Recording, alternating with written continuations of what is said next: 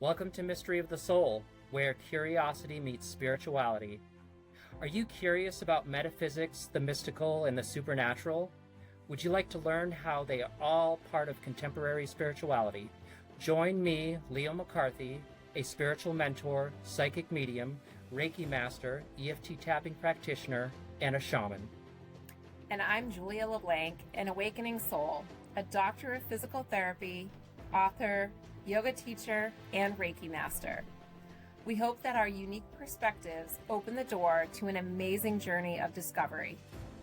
Please join us and our guests in conversations about spiritual awakenings, our life's purposes, and mysteries of the soul.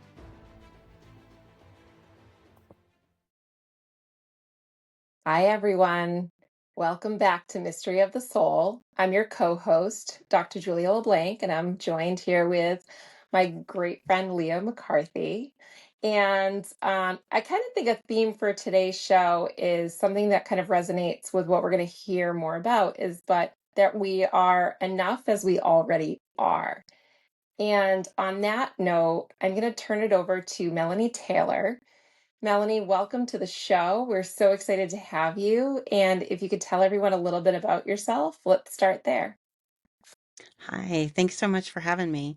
My name is Melanie Taylor. I'm a licensed professional counselor, supervisor, and I work with women that have had generational trauma and any kind of trauma, and that's my specialty. I help people focus on returning to who they've always been because that true self gets hidden when there's a lot of damage. And so that's why I created You Are For, and also kind of where the book came from, You Are For True, which is my story. And Melanie, tell us a little bit because you have True Framework, right? Yes. The True Framework is TEND. It stands for, TRUE. So it's TEND, TEND, reflect, uncover, and understand, and then embody. And it's focused on nervous system repair. A lot of times, it's not that we are a problem, it's that our nervous system remembers things and our body remembers things. And creating safety allows the true self to kind of come out and begin being more authentic and more aligned. And the framework helps us to kind of break down easily an emotional wound and see what needs tending, because in the moment, when those emotional wounds hit, it's panic, and so we want to stop and always tend and get us into safety. And then we want to kind of reflect, like, what was that, what was going on, uncover and understand, like, oh, okay, this was a trigger for that. And then embody what it is that we need, because the universe is always going to give us an opportunity to practice. So how do I want to move forward differently and embody something different instead of, oh, this is all my fault, this is something that I can repair. So it's also a way to help us step out of shame. At what point did you have this moment of aha, this is something that I want to do? Like, what was your kind of story? What helped to guide you in this direction?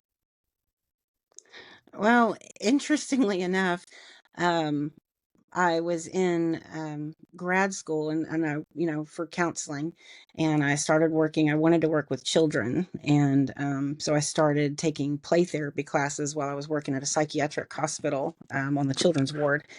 And then, kind of day one with play and all the things that come in, realized that I was going to have a really hard time because of my background and my own personal stuff, not really understanding and getting to play. So it was a lot of developmental things that kind of came forward. And through that, started learning more about parenting and learning more. And that got me into more healing practices as far as EMDR and hypnotherapy, which are beautiful, beautiful things.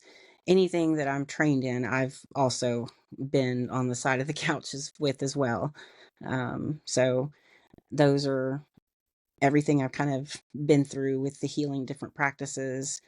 Um, I've kind of put them together into how it works out.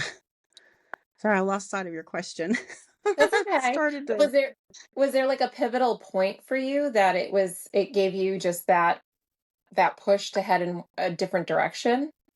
Like I guess is there something that happened or something that really inspired you or just a moment where you like I need to do this, like I need to make this shift? Well, it was when I wrote the book, and I had started it I started it last year. And in writing the book and going through all of my stories, I was like, oh, I'm a trauma therapist. I've dealt with this. I've been to therapy. I can do this. And it was by the third edit, and that's doing it, getting it back from the editor and doing it again. And that I was like, I think it was the first time that I said out loud, wow, I was abused. There was a lot that happened there.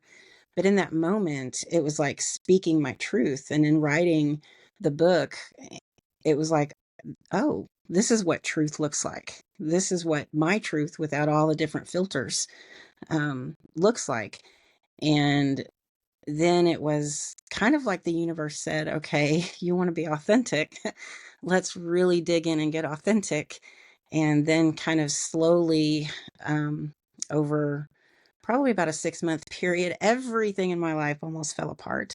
But I think it did because, again, when you find out you're unaligned with the things that you're doing, I was running a group practice. I had at one time up to 14 people.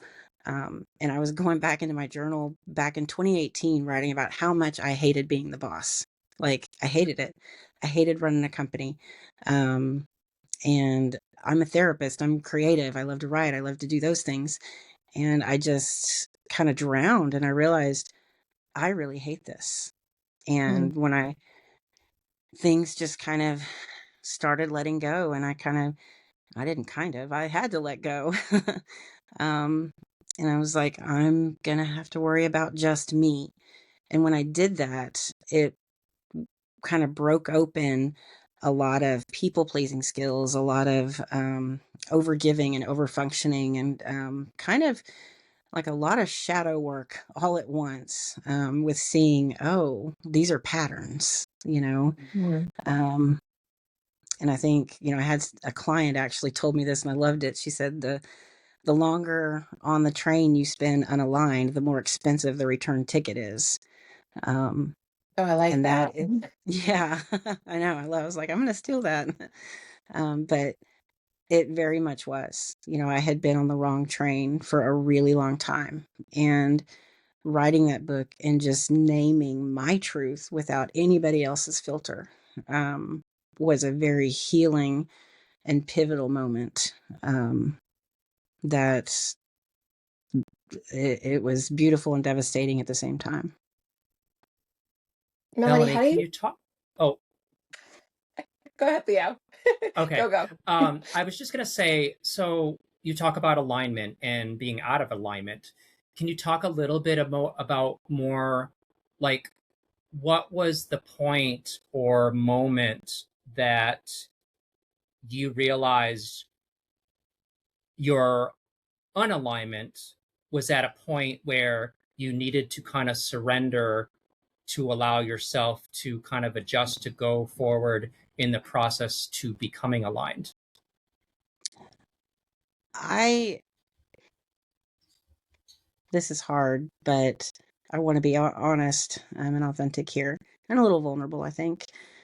I feel like the pivoting point, like the night that, or the day that I knew I was going to have to close my practice, I feel like I had to fight myself for my life. Um, I left there, left work that day, kind of realizing how everything was just kind of in ashes and pieces. And I was like, do I even deserve to breathe the same air as everyone else? I mean, it was just, and I was up for, I don't know, probably 6 hours that night. doing a lot of journaling and a lot of just soul work and just, grief and crying. But I realized I was like, this isn't who I am. I'm more than this. I had stayed where I was because I was too afraid to be me, and being me was who I wanted to be. And I feel like, learning to be authentic cost me just about everything, but in a good way. I mean, well, in a crappy way too, because those bumps hurt. But I don't know that anybody talks about the pretty side of kind of reclaiming, or I mean, sorry, the ugly side of reclaiming yourself. It's not, I wish it were this like standing brave warrior kind of thing, but sometimes it's just a really dark night of, I'm going to live and I'm going to be okay. It's going to be different, but it's going to be okay. Yeah. And that was, that was a very pivotal night. I feel like I fought myself and looked at myself. I was gonna say, Millie, how do you think that trauma distorts our like sense of self? And how do you think that like we can work to reclaim like who we truly are? What would you share about that? What I learned was when no one teaches you how to become a somebody, you kind of turn into an anybody, but you feel like a nobody. And part of that becoming a somebody happens in childhood because there's developmental stages. I do a lot of developmental repair with clients because the parts of us that got hurt over and over don't know the truth. They only know the wound. And that truth is they were created to be loved. They were created to be, we were created to be protected, first and foremost. That's who we are. But, we're born to people who are wounded. And when we're really, really wounded, this is kind of how we see the world. You can't, there's not a lot of light there. And so the child, as they develop, they learn quickly being me disrupts my caregivers. So what do I need to be in order to be safe? And that kind of turns into later, I've seen women come in with diagnoses of like borderline personality and things like that when it's not. It's trauma. It's a person who's had to learn how to be an anybody in the room to stay safe. And when you start teaching that person how to understand their nervous system and feel their body again, you start to slowly come home. Because when you've abandoned yourself for a long time, it's not like you have this aha moment and you fall deeply in love. It's more like, I'm going to be curious and be Facebook friends with myself for a minute. Like, hold on, Linda, we don't want to go too fast here. And so we've got to slowly build that over time because it's, trauma erases a lot of, well, it doesn't erase, but it covers up a lot of who you are. So you don't get to really authentically sit in your I don't knows because you feel like you have to know. And I don't know is where where there's missing data and where we get information. So it's a lot of safety, just as adulthood, but those back to those developmental skills, those are the skills we need as adults, to help us regulate, help us be in relationship, help us set boundaries, help us know where we start and end, and where others begin. So Melanie, go ahead. I was going to say, Leo, we're both rearing for questions. So as a physical therapist, like, we do talk a lot of to people about like regulating your nervous system. And I think that that's something that a lot of us, we talk about and listeners hear that phrase, like we're going to regulate the nervous system. What does true healing for the system actually look like on an everyday basis? Okay. Well, here's an example I use about myself because I'm in the healing process too as well. A couple of months ago, I lied to my husband about DoorDash. Right? We were sitting at dinner. My husband's a great guy, very loving, but we were sitting at dinner, and he said, "Did you order DoorDash?" And I was like, "No, my mom brought that over." But I had ordered. Well, the next day, that didn't really sit with me. And because I do a lot of my own work and we have a good relationship, I was like, okay, what happened? Um, and I realized when he asked me that question, I don't know if it was the tone, I don't know if it was the way he asked, but my body in that moment said, "Ooh, you can't tell the truth here. You are in trouble." But I didn't recognize that until the next day. And then I was like, and then I was able to tell him, hey, the other day, yes, I did order DoorDash and this is why. And he knows, what I'm going through. So we've got great communication. But it was like, okay, so next time I'm going to just stop and I'm going to try not to say anything and just breathe for a minute. And a couple of days later, the universe always gives you signs. I got caught in a moment again and I was like, okay, I'm feeling it again. I'm feeling it, and in that moment, there wasn't any clarity for me to say what it was, what was going on. But it was a recognition of knowing, oh, I feel unsafe right now and I don't know why. And it takes a quarter of a second for your brain to go, oh, I'm in danger, right? And when you have a long history of trauma, it's going to take you probably a good 90 seconds at least to slowly come back down. People that are very regulated can do it very quickly, right? Car pulls out in front of you, you're okay a few stoplights later, that's because your body did what it was supposed to. So it's teaching people about their body, and saying, okay, that feeling in your chest where your heart slams to your throat, or even lying, it's because those behaviors, people lie when they don't feel safe telling the truth. That's all of us, that's the reason why we lie. And so it's learning to feel safe enough to express, this is what I'm feeling, in a safe relationship. And sometimes that's just in a therapy, sometimes that's your first safe relationship. Yeah. Did that answer your question? Yeah. Yeah. Yeah. I think, go ahead, Leah. That's okay. That's okay. We're just both very curious. Yes. So, I love it. Yeah. I have this question that I feel like there's people out there that need to hear a little bit of a discussion about this, but can you talk a little bit about, a lot of us that are trying to regulate our nervous system, a lot of us deal with anxiety, a lot of us deal with panic attacks. Can you just go into a little bit about explaining what is happening with our body and our nervous system when it reaches the point to having a panic attack, and what you wish people would know about that? So panic attacks, first things first, when I always talk about breathing, when we're having a panic attack, because what people don't realize is in panic, it's right. You're not blowing out. You're trying to take in as much air as you possibly can, and you're not blowing out. Learning to connect with your breath can just in and of itself be like, am I breathing fast? Am I breathing hard? I mean, just being curious in that moment about your breath. And then learning, over time to slow it down. But your nervous system, like I said, it takes a quarter of a second for it to see a lion instead of a kitten.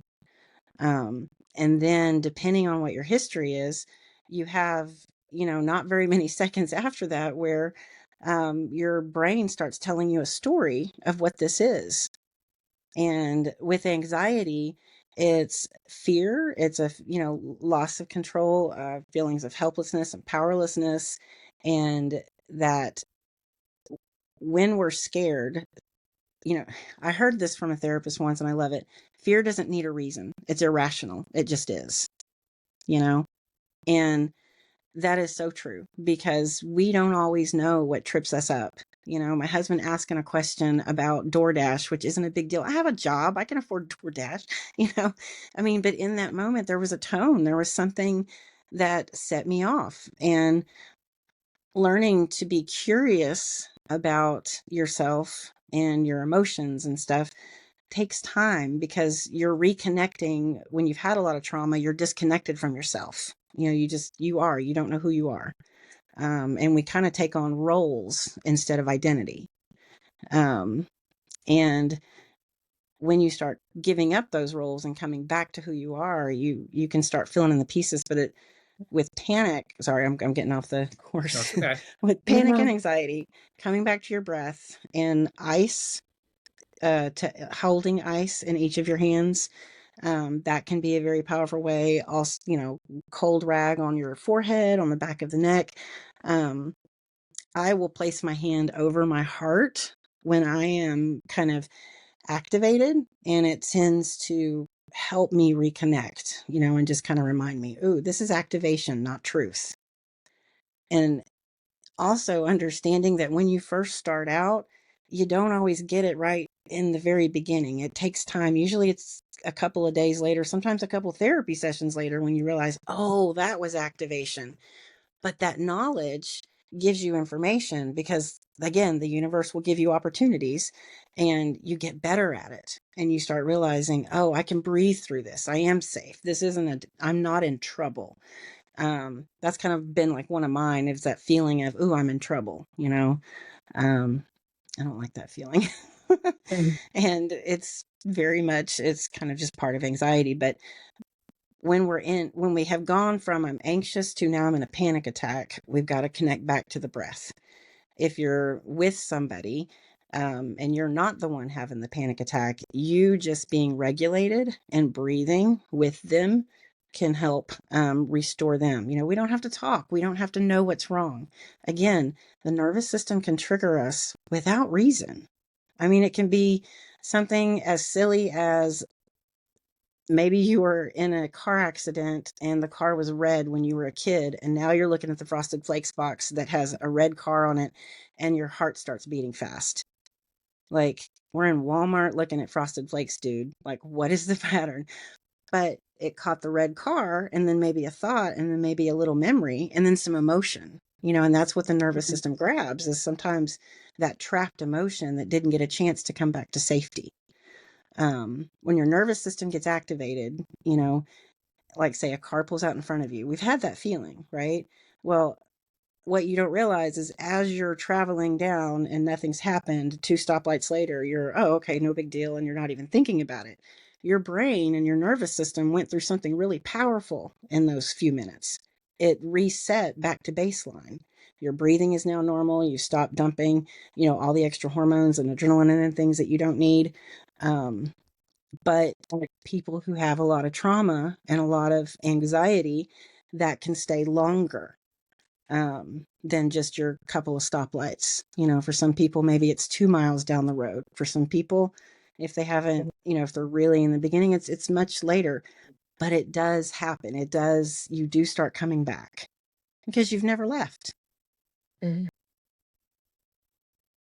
Melanie, how do you think someone can differentiate between like who they truly are versus the survival patterns that trauma has taught them? The their survival patterns are just that, they're patterns. They're patterns of behavior. And learning kind of the difference between shame and guilt is really important, for people when they start working in, because we get really wrapped up in shame, which makes us feel like we're Mhm. a failure. It makes us overperform, underfunction, all the different things. When we can move to guilt instead of shame, that's reparative with both the self and others, you know, because repair says, did I do anything wrong? I mean, I don't think I did. I mean, I may have said some things I didn't really like. And it may even say, I'm disappointed for myself for the way that happened. It doesn't say I'm disappointed in myself, because that's very different. Learning to come back to you are for, and that's, I think things need to be spoken over us, and then they come, spoken into us, and then they come from within us. And that's kind of like childhood, right? You are for loving, you're for protecting, you're for celebrating. And then eventually we start going, I'm for protecting. Like, no, this is not okay. I don't like the way this feels. But it's teaching an emotional vocabulary. It's teaching, that emotions aren't the bad thing. They're just the thing that tells us about things. Because if we grew up with a lot of anger, we may experience a lot of shame when we experience anger. So now I don't let myself be angry because that just puts me into shame. When really, anger is an emotion. It lets you know somebody crossed a boundary. It lets you know you don't like something. And that is kind of where we take it and we become, okay, what made me mad? What hurt my feelings? And we're more honest with ourselves. And instead of what do I need to do to make this person not mad at me, where we rehash those conversations over and over and over.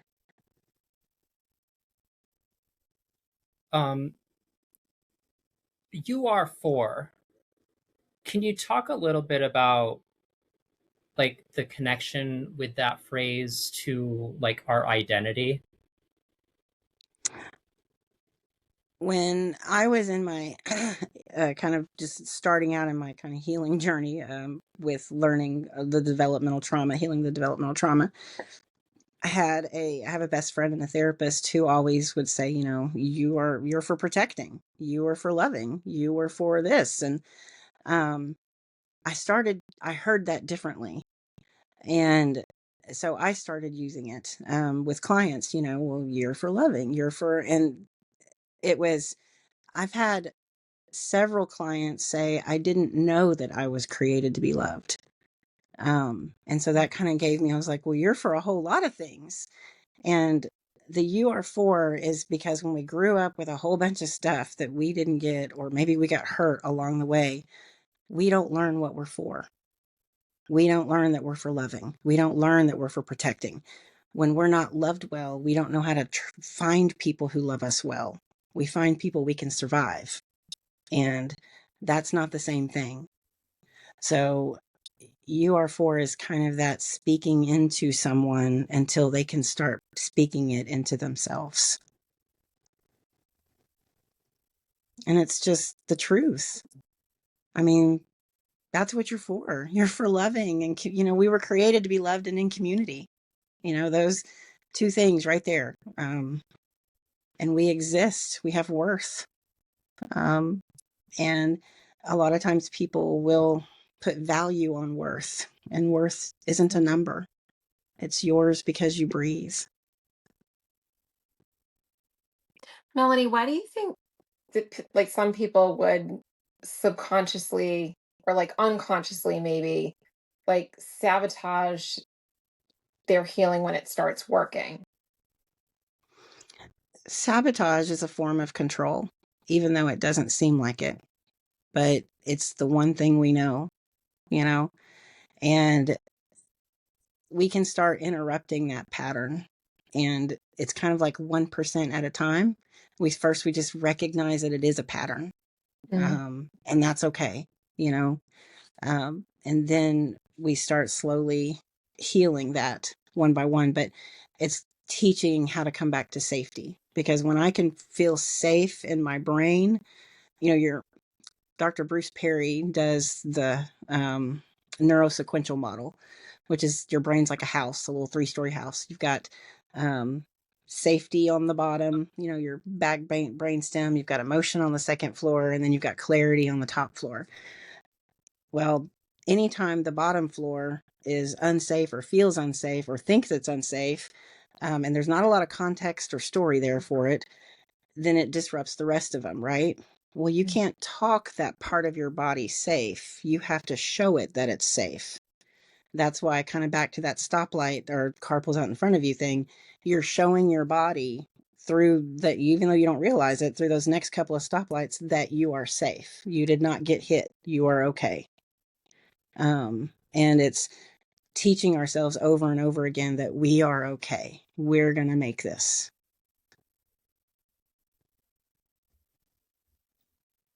Did I answer that? Yes. I think so. I think we're processing too. Yeah. Oh, okay.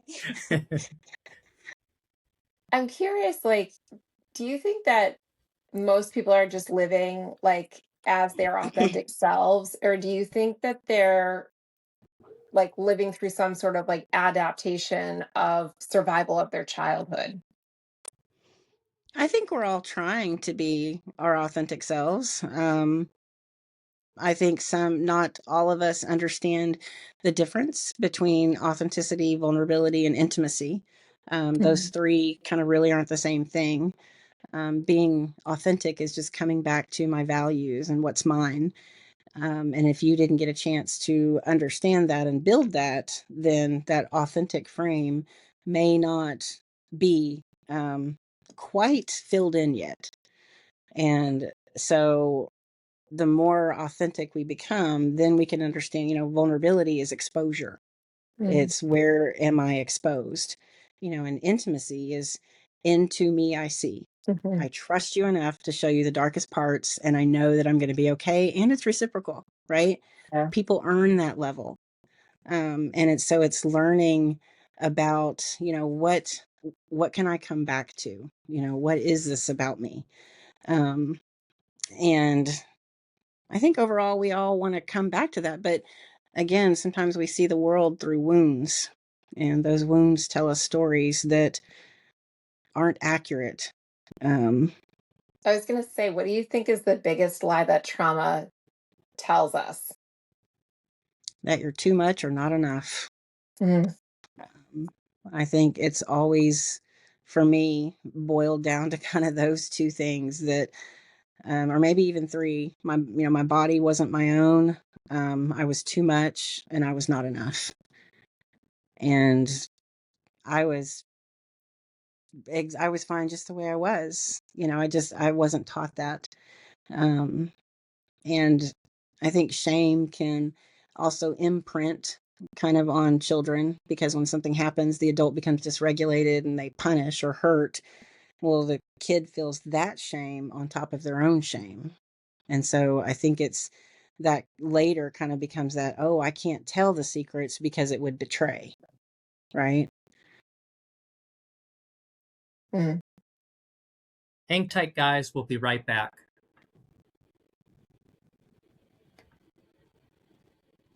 Melanie, I had a question.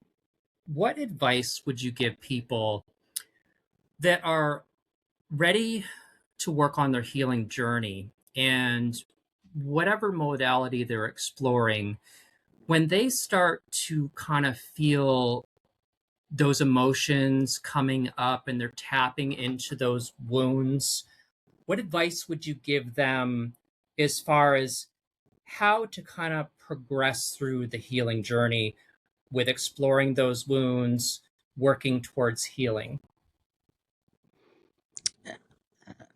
Let me understand the question. Like, how Mhm. would they do that in a therapeutic setting, or how they would do that on Well, their own? mentally and Okay. emotionally, like, I guess what would be the expectations you might set for them of how this might feel to explore these wounds, and when stuff comes up, that it's either okay to kind of look at what's coming up, pause, process, and then move on, or are we ready to kind of move on? And like, do you kind of understand what I'm getting at? Sort of. So, yes, healing happens with the way emotional wounds work is there's a story in them, and there's an emotion attached to it.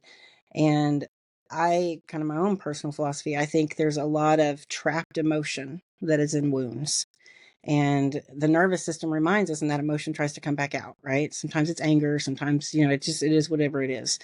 And learning to, one, give ourselves 90 seconds. Is this activation or is this truth? Coming back to our breath and remembering that it took a quarter of a second for me to even get to a place, and that's fast, right? A quarter of a second. So your body and feels things before your mind has a story for it, before your mind has any kind of clarity. So if we've got to calm, and then we can connect, and then we can clarify, like then clarity arrives. So it's about just in that initial moment, tending to like what is happening, pausing. We've got to pause. We've got to give ourselves that 90 seconds, come back to breath. And also healing in therapy settings happens because as a trained trauma therapist, we first of all we create safety, and we go through the wounds with intention, right? So we bring them up, and we know that, okay, this is going to be hard, this is going to hurt. When they come out all by themselves, and we're not in a place where we are safe enough to share with someone, we're going to have to give ourselves 90 seconds and breathe. Okay. Just to get back to, okay, I'm calm, I'm safe, I can handle this. Right. This was just activation, and not being shamed over the activation. I used to have that problem where I would feel like my cheeks would flush, or, and I would get embarrassed instantly, because then everybody can see that I'm embarrassed, or everybody can see I'm uncomfortable. And so it's just getting familiar with understanding your body's going to do what it's going to do. And that's okay. Right.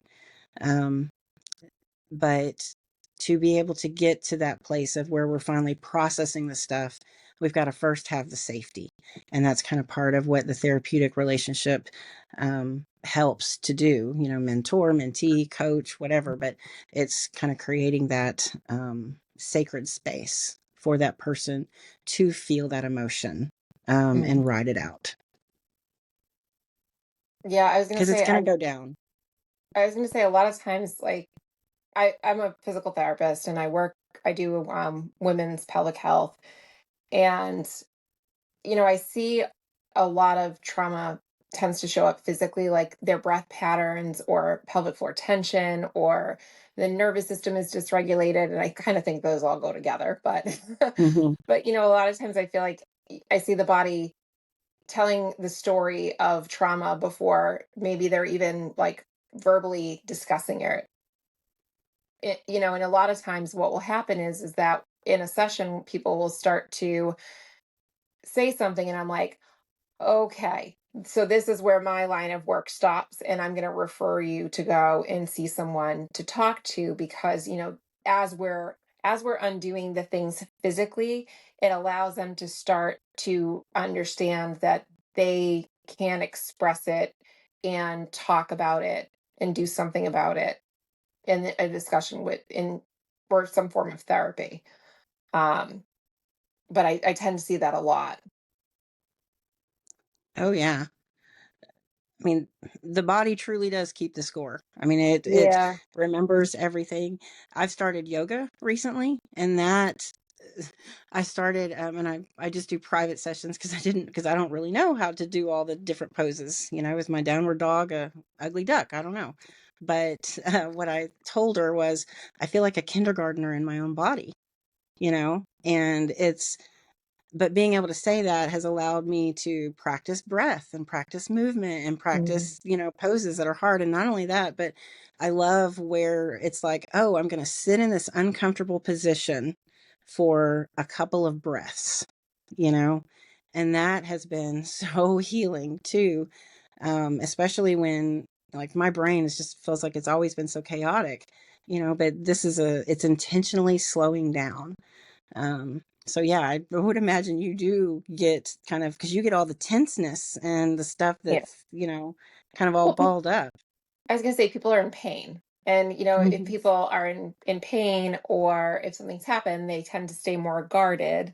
And the physical guarding affects all of those areas that we were just kind of talking about. But you see that, like, it's just the general effect that it has. And a lot of times there's like a component of something going on that's just it's manifesting itself through physicality in the body. Mhm. Yep. And when we learn to release and breathe, and it's kind of Mhm. like sometimes it's just all hands on deck. You've got Yeah. physical therapy, you've got emotional therapy, you've got, primary care, and making sure it's, it's we are well-rounded people, for a reason. And so learning to surround ourselves with different levels of support, because, we're for supporting. And that's like, okay, if you're for supporting, then I'm for supporting. If you're for respecting, then that means I'm for respecting too, you know? Yeah. Um, yeah. Why do you think I find that a lot of times, like, I have discussions about like self-love or self-care, or liking yourself, and I find that like one of the things that comes up is your self-worth. And I think a lot of people that I've talked to, and I know even for myself, I've gotten better about this, but a lot of our life is is trying to earn our worth or prove our worth, or prove that we deserve something. Why do you think that exists if like we are actually inherently enough? I think a lot of that is nervous system patterns. Because I believe that we are born exactly enough. We still have enough. We have a piece of us that can never break, can never be destroyed. I think I'm a spiritual being experiencing a human existence. That's kind of just how I look at why I'm here. I imagine maybe when I get to the other side, it'll be like, woohoo, that was a cool ride. Let's do it again. I mean, right now I'm like, yeah, I don't know about that, but maybe it's different when we have a whole, greater understanding. But, yeah, sorry, I lose my thought, sometimes. Sorry. I have a question. Okay. So a lot of people, like, especially like since COVID, like a lot of people were able to do a lot of things remotely, like over Zoom and telehealth and all that stuff. And I personally, like, I have been doing therapy for years. And when COVID started, I was doing my talk therapy over telehealth. And after COVID was over, I actually never went back in person.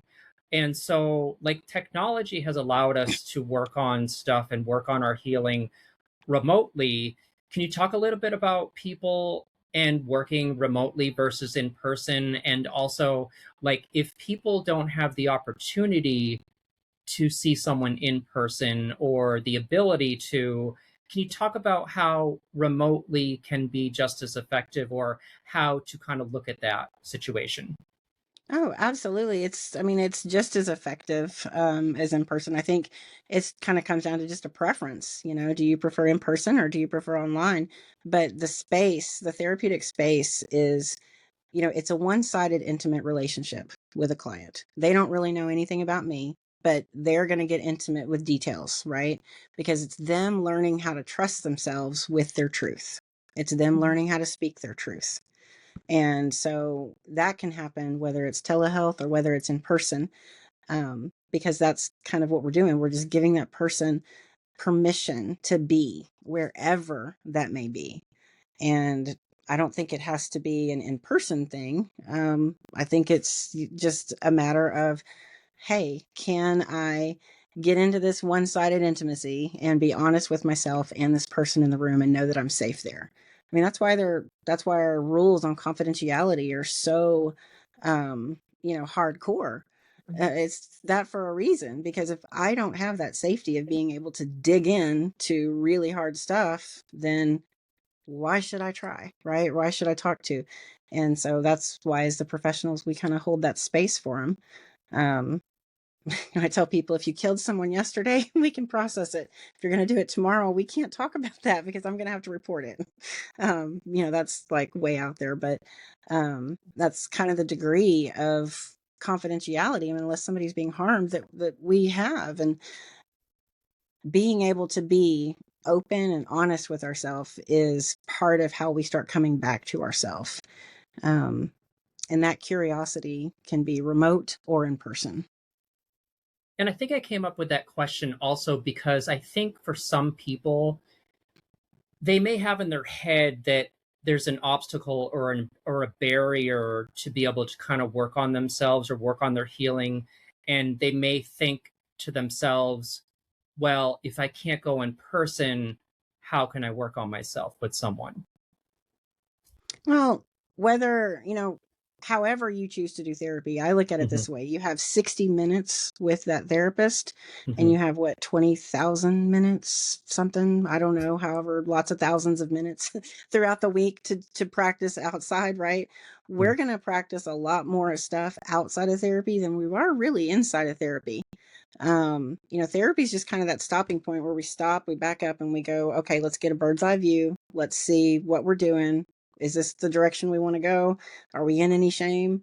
And then we kind of move back into kind of what we're doing. It's sometimes it's an emotional tune-up, and sometimes it's emotional surgery. I Melanie, do. Go ahead. I was gonna say, what advice would you give to someone? I know people who have like they're like, oh, I've tried therapy and it didn't it not that it didn't work for them, but they didn't feel like they could connect or they felt like they were being judged. What advice would you give to people who have had a negative experience with a therapist to encourage them to try again?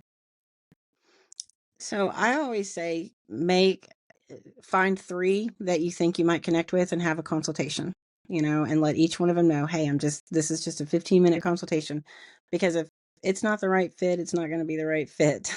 I'm gonna have a Yeah. really hard time opening up to someone that reminds me of, somebody I don't wanna be around, or maybe that's a personality difference, and part of advocating for yourself is helping yourself find the right fit. So it's also look at it like it's kind of a personal responsibility that you have to yourself to find you somebody that you're going to connect with, Mm. because that's going to be how you grow. You know, Sometimes people don't realize they have options. They don't realize they can choose different people. They think, oh, I had this one bad experience and that must be what therapy is. Um, and it's not. Sometimes too, we need to go deeper. I specialize in intensives, which is 2 to 3 days of therapy with one person. And sometimes we just need deeper work, and then we can go back to the other stuff. Because honestly, an hour to unpack a whole bunch of trauma and put you back together, that's not a lot of time, right? It's just Not for not. someone like me. Yeah, like we need time. And that's where I've gotten the most healing from intensives that I've gone through for myself. And so that's my jam. They are so powerful because we can uncover enough of you and heal enough of the wounds that you can start functioning right there, right? And start seeing stuff right there instead of kind of that 1 hour to 1 hour. But yeah, I've come out going, "Oh my God." Like, wow. Well, and I just learned something because I've never been told, and I've done plenty of therapy. I've never been told there was like intensives. It's always just like, oh, well, you can come in once a week, or I've never heard that. I've never experienced it. And I think that there are definitely moments in my life that like I would have liked to have just like hashed it out right then and there. Like that's my personality is like I'm ready to dive in. Let's do this. You know what I mean? Yeah, So and I that's think kinda that what they that's are. yeah, I think Yeah, that that's great for people to know because I mean, if I've lived my 44 years and gone through as much therapy as I have since I was a teenager and I've never heard that, like how many other people have never heard that? Right. yeah. I mean, I do, my preference is 3 days with people because especially if there's a lot of trauma because there's enough time, but it's, 6 hours a day. And it's not just straight EMDR. It's not straight hypnotherapy. We are going in, we're mapping a timeline. We're going in, we're getting the skills that we needed, that we got hurt in. We're understanding more. So it's kind of, there's a lot of different things that are in play. But the most healing I've had, and this was back in 2019 when I first started doing intensives.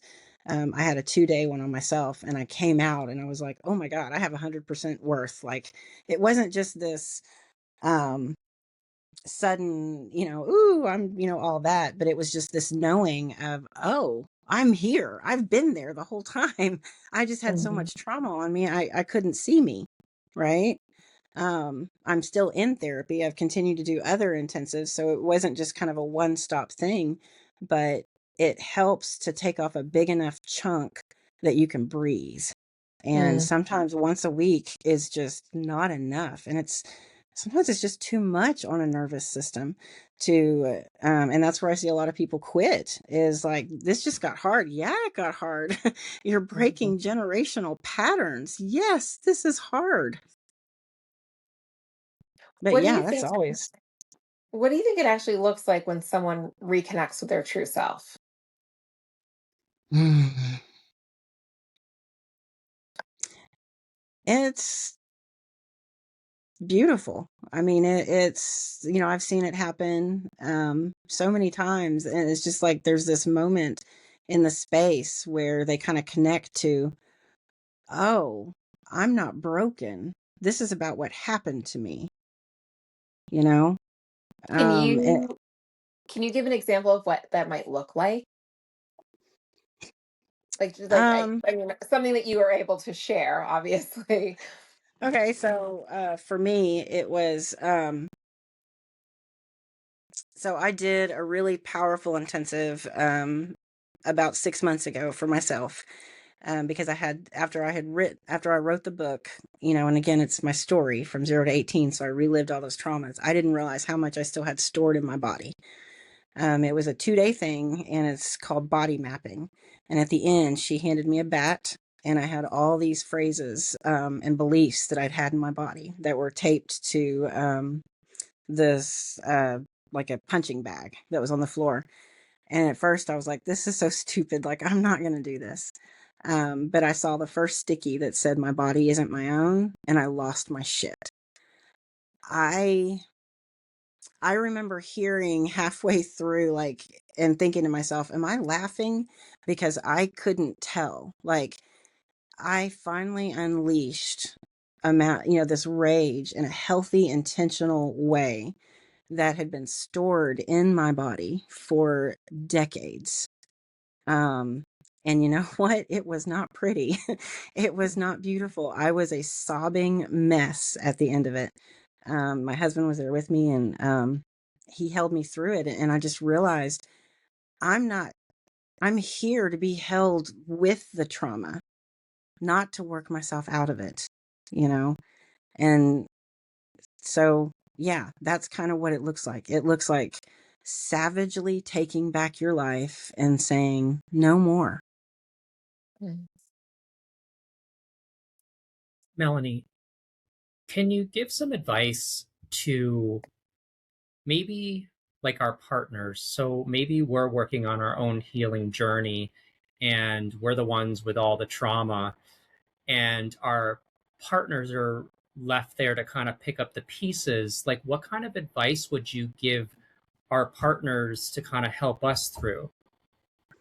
So I always tell people relationships are for investing in, right?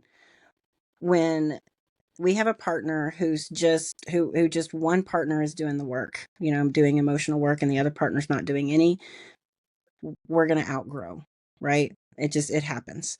But when both start to do some work, they grow together. And when you have, and sometimes we need kind of a healthy container so that we invest in our marriage and sometimes or our relationship. And that means maybe, we go to counseling together. Maybe we have couples counseling. It's because it's not really about learning how to manage conflict. It's about learning how to provide and feel safe. Because when I can feel safe with my partner and I know I'm safe no matter what I say, I know that I'm going to be okay and I can say hard things and we're going to work through them, right? Instead of I'm going to say a truth and they're going to completely numb out, and punish me with silence, right?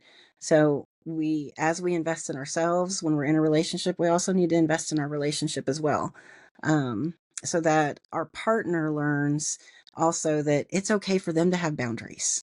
It's okay for them to say, I've had a really hard day and I want to connect with you, but right now I'm going to need some me time. We get hurt in relationship and we have the power to heal in relationship. And so it can be very healing.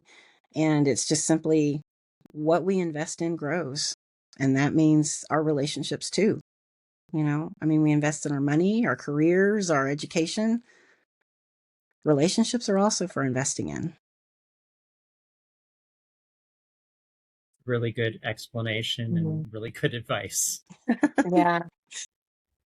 And it's, understanding it's like when my husband and I first got married about 10 years ago, I was like, hey, let's go. I wanted to introduce him to, the therapist. And just in case we ever needed one, Mm. I'm thinking we just need a tune up, typical oil change maintenance, and he hears therapy and he's like, oh my God, we need an overhaul, and we haven't even been married a year.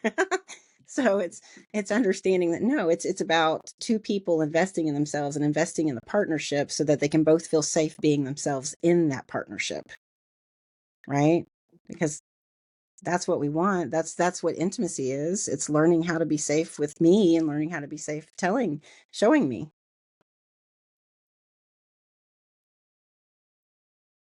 Well, I'd say this has been a pretty powerful interview here. There's a lot here. Thank you. Yeah. Amazing.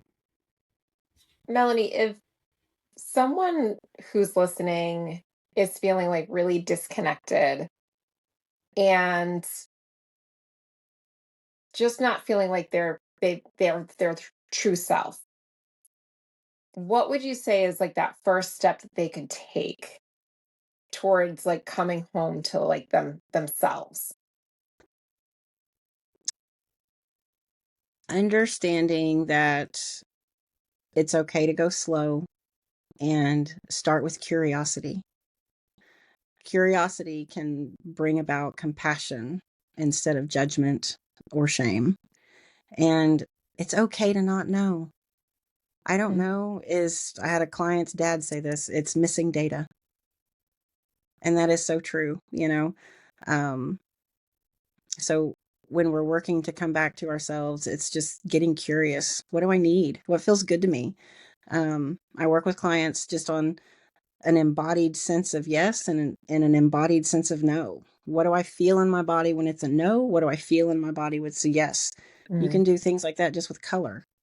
What color feels good to look at? What color feels icky? And then how do I notice that in my body? Right? Ooh, black makes me do this, but yellow makes me go, aw, you know? Mm. I mean, sometimes we're kindergartners in our own bodies and it's okay. It just means we've got growing to do. Yeah, I mean, I think that it also, I'm looking at it like you could be conditioned to look at something or have an emotion come up with something just because it's a pattern that you've been in versus like something that you're like truly, truly feeling like to the depth of your soul. And understanding that you're there. You're not Yeah. broken. You're not, those Yeah. patterns are just laying on top of you. That's you're written in, right? These are just sticky notes. And Mm. we can move sticky notes. And punch them, Oh, right? hell yeah. Or hit them Take a with a bat bat. to them. Yeah, that was a powerful activity. Like that. Yeah. I won't ever forget that. That was savage, but that was good. There's something about that's just like really resounding with me right now. And Leo knows a little bit more that I've had some stuff come up with like anger and resentment. And I'm like, oh, punching something like that just sounds really good right now.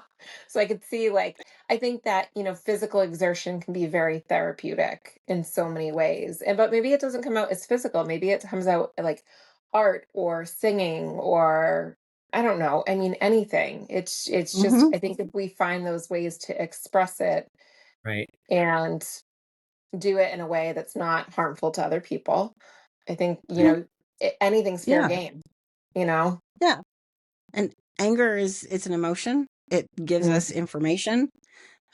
We need it. And it's going to come up when we start healing. Yeah. Grief follows knowledge. It always will. Hmm. The Mm. more you know, the more you know, Right. you know? I mean, it, it does, as we learn more, we see more.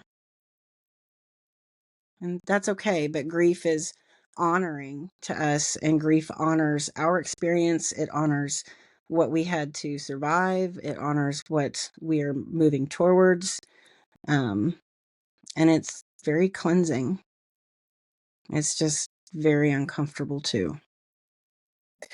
I was gonna say, I think that we talk to a lot of people who have experienced like the dark night of the soul, and it's that like missing the person who you thought you were, like missing that like identity that you used to align with. And now you're really like breaking out of that shell and like understanding more of like who you truly are. How would you guide somebody through that experience of, I guess, like, of missing that person. I mean, I can speak from like an experience where, you know, who I was at a certain point, and like grown so much from that point, but I still have this like, oh, I miss that person sometimes. Like I miss that version of me. But I've also had that happen with trauma that I've been through, is that like I've been through like a horrendous trauma, and then I'm like, well, I miss that. Like I miss that person, or I miss that, you know, that time. Even though it was horrible, we still have that like connection. Am I think I'm making sense. Yeah, no, you are. So, you know, I think we have safe connection or we have an attachment with barbed wire. Okay. That's just me. I think those are the only two. We either have safety or we have barbed wire. And barbed I wire makes it cuts into you. You can't grow. It doesn't let you. And when we start taking back us, we start kind of cutting that barbed wire. And if that person's not capable of safe connection with me, I'm not going to stay aligned to them. I'm not going to Mhm. stay with them. You know, it's we're kind of you know, when you say the dark night of the soul, it's kind of like doing battle with yourself. You know, what am I getting rid of, and what doesn't serve me? You know, and getting very, very honest with yourself, and knowing not only that, but understanding that you have permission to do that. And it is your responsibility to get to know you. It is your responsibility, you know, to love you. It really is. And I heard this guy talk about, like, you know, we're born and we get in charge of this human, you know, like this is my human that I'm in charge of taking, you know, I'm supposed to be taking care of. And it's our job to take as good a care that we can. Um, Sometimes I think just the purpose of life sometimes is to love and be loved and learn to be real, you know, to be really who we are and loved in that. Um, and sometimes that's a hard place to be, like you said, when you have that conditioning, Mm. because you don't have the safety. Um, Authenticity can't form when vulnerability isn't safe. I just had something really strongly come through, and it was, you were talking about, the barbed wire, and that like hit a chord with me big time. And it's one of those things, like I'm thinking back to experiences, and I'm like, I at the time was not able to cut that barbed wire. I just had it tangled around me and kind of like loosened it up. So it was still there because I hadn't cut it yet. So I think Hmm. that that's something that, like, when you're truly at the point where you can let go of that attachment or that cord or that identity, that's you truly cutting that barbed wire, just instead of like loosening it, wrap Yeah. around you. And I think it starts as you know, with barbed wire, I tell people, like, we can't just rip it off because you'll bleed to death. You know, Oh yeah. you start pulling out these barbs, you know, like you said, you've loosened them, you know, Yep. and that sometimes that loosening is enlightenment. And enlightenment means freed from misinformation. So when I become enlightened, I am now free from misinformation that I had before, right? And Yeah. when I pour that in, that mixes a very different, you know, cocktail kind of there, right? Yeah. Um, but I think that understanding, you know, it's safe when I can feel safe and I know I'm okay to be me, right? If I have to shrink or set a boundary and then crawl out of the boundary to make somebody happy about it, you know, that's not a boundary, and that's self-abandonment. And trauma teaches us to abandon the self. You have to. You know, children don't have any other way of relating other than, this must be my fault. I must be the one that has to do something different. Mm. And then that turns into later in life where everything, you feel like, you know, you kind of get stuck in that adolescent where it's all about me, but it's not like a bad thing, like a character flaw. You're just stuck there. and as you heal that, you move into the next phase and the next phase. Did you have anything else, Julia? No, my mind is I was having a conversation with a good friend of mine the other day. We were just away last week, and it's kind of making me think about my jellyfish analogy that I had written about Leo. And Melanie, we were on the beach, and my kids, walking up to the water, and in the seaweed you could see all these like little bubbles, and it was all these Portuguese men of war. And it made me think of like the Portuguese man of war. It's like there it is, like floating through the ocean and just like calm and like so serene, but it has the ability to just absolutely destroy and hurt something. And it's kind of one of those things that, like, I think about it like, we are just kind of like happy and free and like, but then it's like that one little thing can come along and just pull you, rip you out of that comfort and that easy flow in a moment when you feel threatened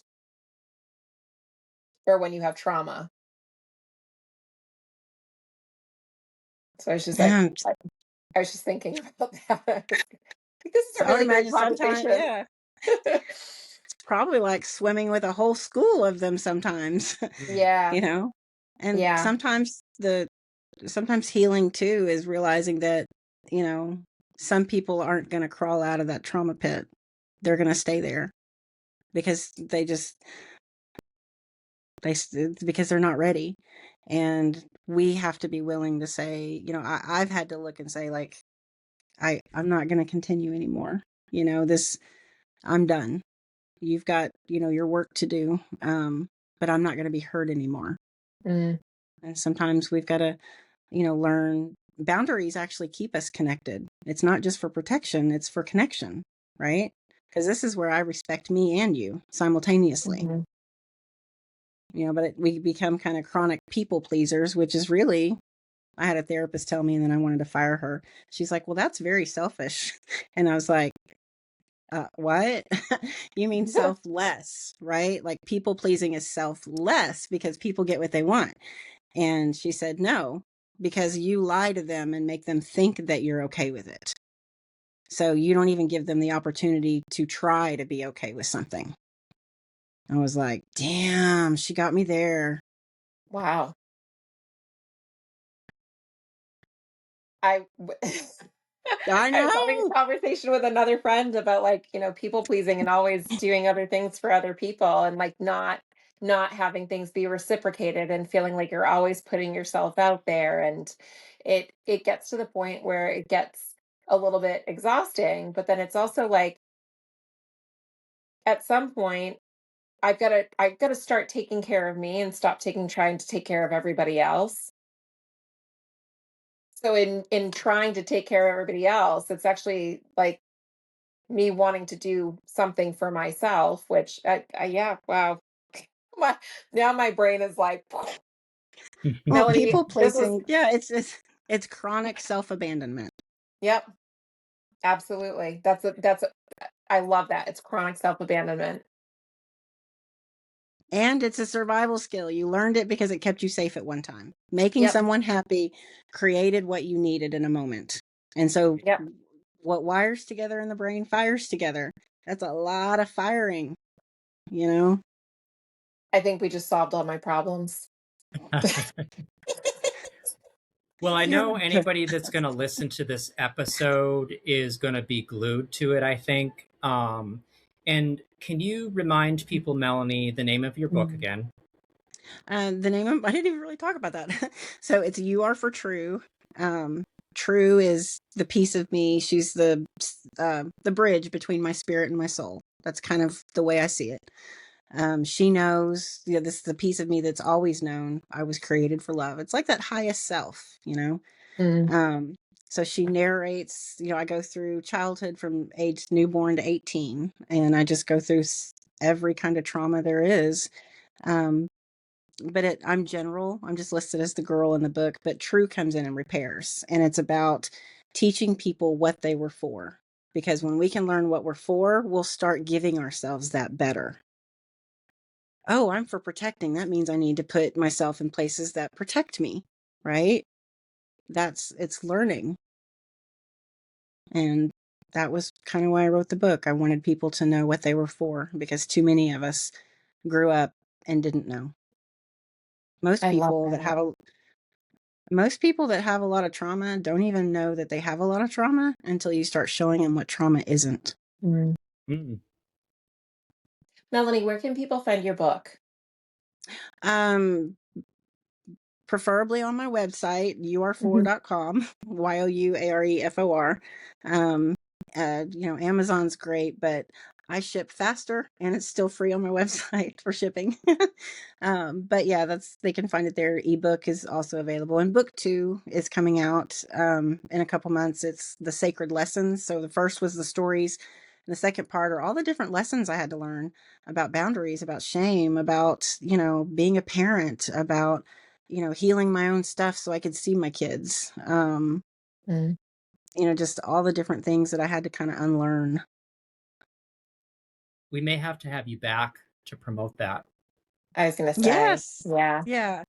And I'd love to mail you a copy of my book. So I'll send you a copy. Awesome. And is there any other way that you'd like people to reach you, Melanie? If they could email me, melanie@ur4.com. Kind of simple. Just keep it that way. Yeah, email is probably the best through the website. And you can read more about my packages and intensives and things like that, and what I work with and what I do. But my goal is just to help people see they've been there the whole time. We've just got to uncover you. We're going to get you to send yourself a friend request on Facebook. All right. Well, thanks again for joining us, Melanie, tonight. This was amazing. Thanks for having me. This was fun. This was such a really powerful, really informative, it's just packed with a ton of information. And so, guys, just stay tuned and don't forget to like, subscribe, and share this. And we'll talk soon. Bye. Bye, everyone. Bye, everyone. And to our listeners, if something stirred in your body, your breath, or your awareness during this conversation, trust that. Healing doesn't always arrive as answers. Sometimes it arrives as resonance. And if you want more information on Mystery of the Soul, go to our website at www.mysteryofthesoul.com. And if you're interested in more about Leo's services, go to his website at www.leojmccarthy.com, and you can always book a free discovery session with him. And if you're interested in the services that I'm able to provide, please visit arisewithjulia.com for any information about Dr. Julia LeBlanc. This has been Mystery of the Soul. Until next time, stay curious, stay embodied, and keep listening.